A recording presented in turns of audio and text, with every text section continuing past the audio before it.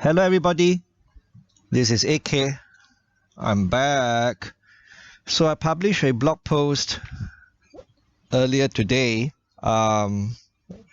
just half an hour ago or 1 hour ago. And I thought I'll make a video maybe a few days later, but I decided, well, since I'm online, I might as well do everything at the same time.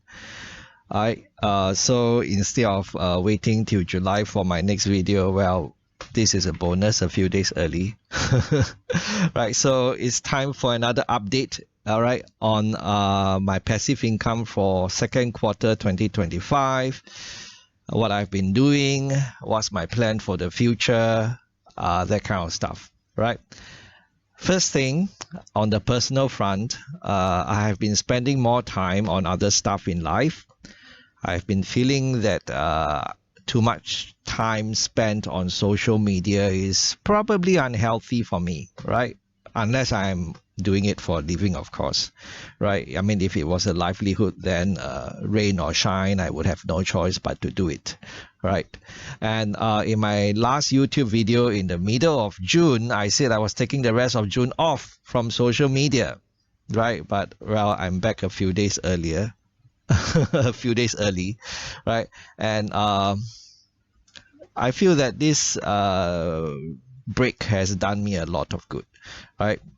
And I've spent so much of my time on social media since 2009. I mean, for some of you would know, if you've been following me for many years, I spent a lot of time on social media since 2009. And although I've taken breaks from time to time, I always came back, right?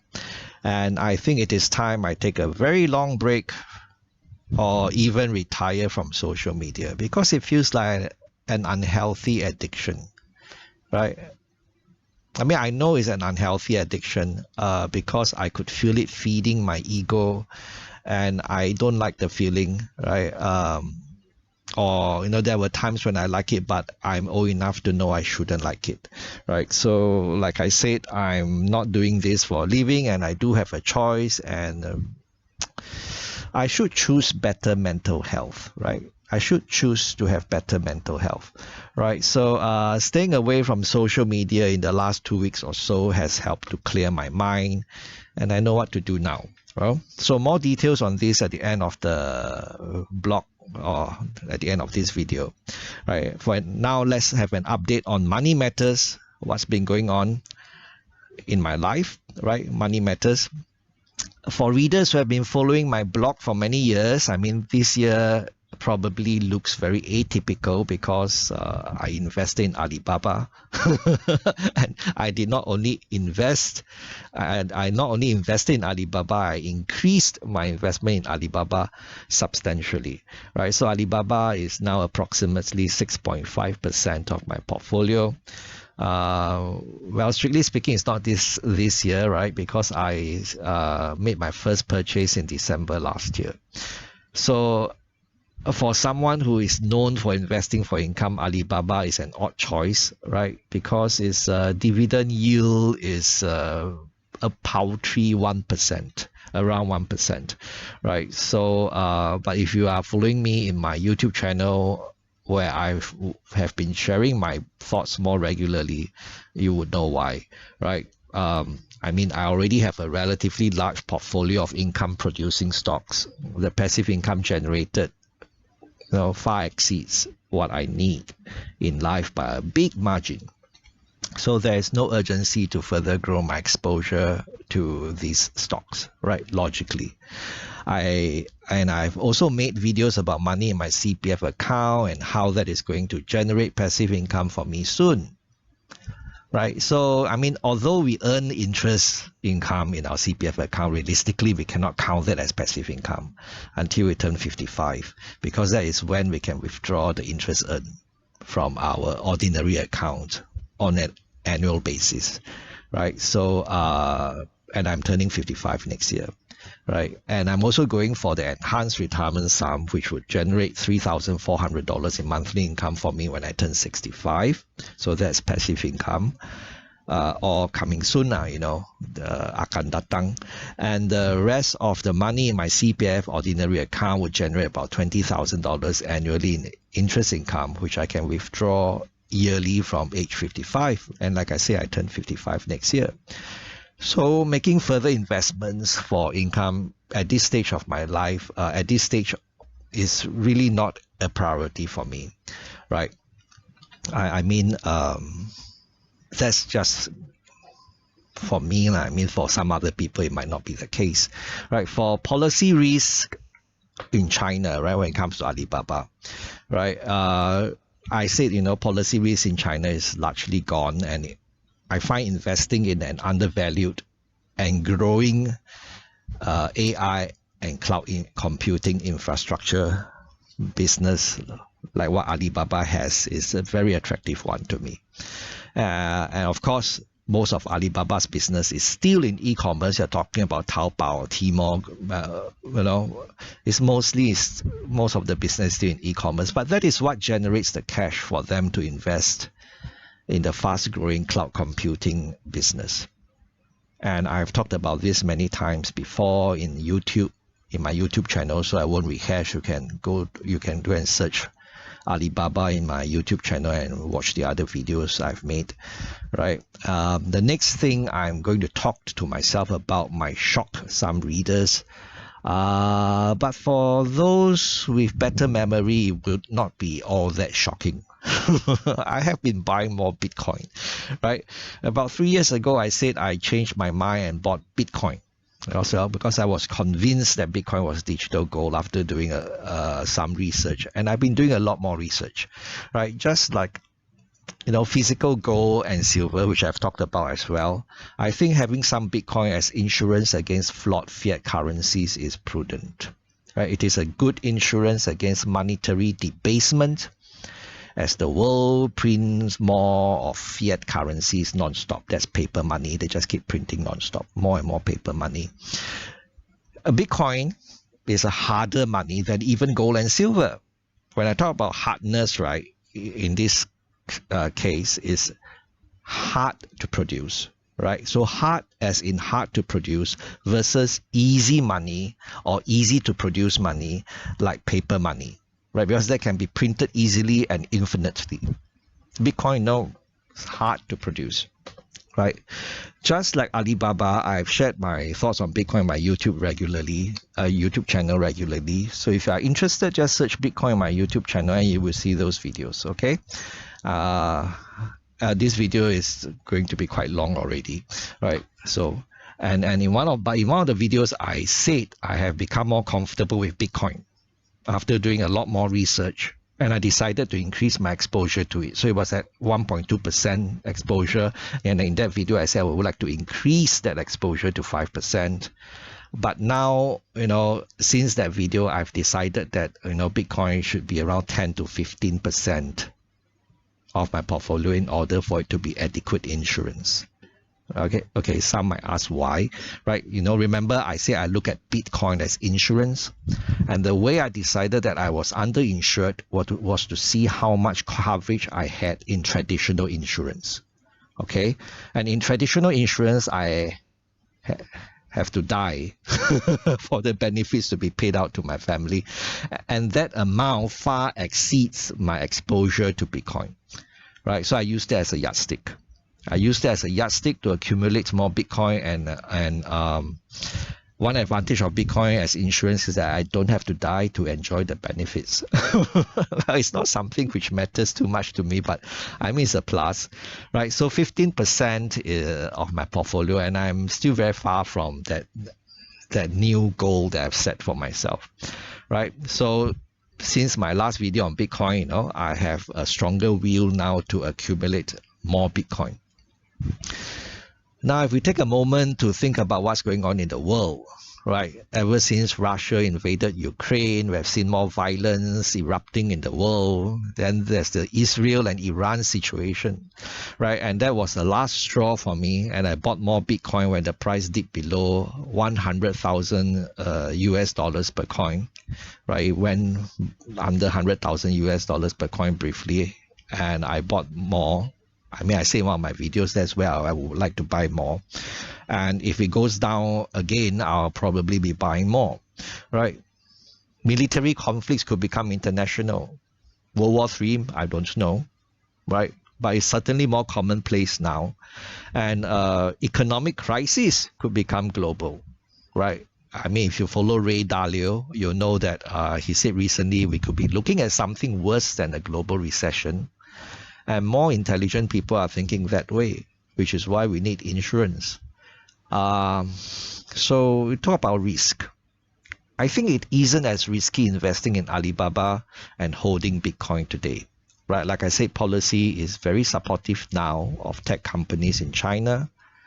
Bitcoin is the hardest form of money known to mankind, and it is in many ways better than gold and silver. I mean, Bitcoin is harder, it's cheaper to transfer, and it's more portable.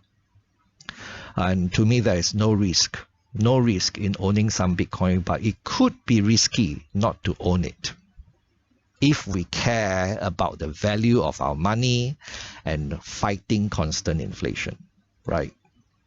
To fund my purchases, my recent buying of Alibaba shares and Bitcoin, I have been dismantling my T-bill ladder, which I have talked about frequently in the last 2 years, right? Why we should have a T-bill ladder and why we build a T-bill ladder. And that's because I think of it as my war chest, right? T-bill ladder is my war chest. And dismantling the ladder gives me the funds to accumulate Bitcoin every 2 weeks as the ladder matures, and it will only last for a total of 6 months. That's the problem, right? So the ladder, I'll dismantle it completely within 6 months because those are made up of 6 months T-bills, right? So lacking an earned income, I would have to rely on my passive income to further grow my exposure to Bitcoin. And that would be a very gradual process because I consume a large part of my passive income as a retiree, right? I have no earned income, so I rely on my passive income for a living. So what to do? And this is the big change, because if Bitcoin's price should decline significantly for some reason, I might sell some of my loss-making or underperforming investments to buy more of it to hit my new target, right? And these are investments which I have not sold, even though they have underperformed, because they look undervalued to me, right? And definitely at today's prevailing market prices, they still look undervalued to me. But like I've said before, many times, undervalued can stay undervalued for a long time. And redeploying some of the resources to assets I'm more concerned with currently is not a bad idea, right? And the investments I've shortlisted at the moment for this purpose are REIT Global, Capital Land China Trust, and Wilma International, right? And if you have been following me for a long time, you know that I've not found REITs attractive in recent years, and I've much preferred putting more money to work by investing in our banks, DBS, OCBC, and UOB. So when I think about raising cash, I think it's not surprising that some REITs in my portfolio are considered likely candidates for divestment. And as for Wilma International, the recent graft case in Indonesia, which caused it to give up some 60% of its annual profit, right, is hopefully a one-off event. And I'm pretty sure it's going to be a one-off event, right? It's not as if they're going to have graft case every year in Indonesia and they have to give up 60% of its profit every year, right? So, but I mean, 60% of its annual profit means that for 1 year, there should be correspondingly lower dividend for 1 year. So it's a temporary thing, it's a one-off, right? So it's not a structural issue. It doesn't change the view that Wilma International remains deeply undervalued. And value investors might want to buy more, right? Like I was thinking of buying more. But now because I have a new focus in Bitcoin, I decided not to, right? Wilma International is deeply undervalued, but it has been undervalued for many years and could stay undervalued for many more years. So I decided that it is also a good candidate for partial divestment in case I need more cash, right? If Bitcoin's price crash and I'll I need more cash to buy, right? And but like I say, right, every one of us should have our own plan. So this is my plan for now. I could change my mind. It is not a given that I would do this partial divestment, right? We must all have a plan, our own plan. Over time, we could make changes, like I've made changes to my plan on and off, right? But we should not stray too far from the original plan. I mean, my original plan is still primarily investing for income, right? So, which I think is a good one. It's a good plan, right? So, and for me, it means not touching my rather substantial investments in DBS, OCBC, and UOB for the most part. I mean, I have other investments which I like, but these three are they form the foundation of my income investing portfolio, right? So the idea is to let our winners run, right? Let our winners run, sell the losers, keep the winners, right? And I'm just eating my own pudding here. I'm eavesdropping on myself, okay? Investing for income, I mean, it has worked well for me over the years, and it is likely to continue chugging along. There are always big investment themes, right? I said this in an interview with the fifth person, and my portfolio has morphed over the years. I mean, looking at my portfolio now and compared to 15 years ago, it looks very different, right? You have to keep changing with the times, right? And I feel that the future is going to be very different, and investing for income alone might be insufficient for regular folks, or for me at least, right? And let's think of it this way. If I were to go into hibernation today and wake up 5 to 10 years later, the changes I see in the world might shock me.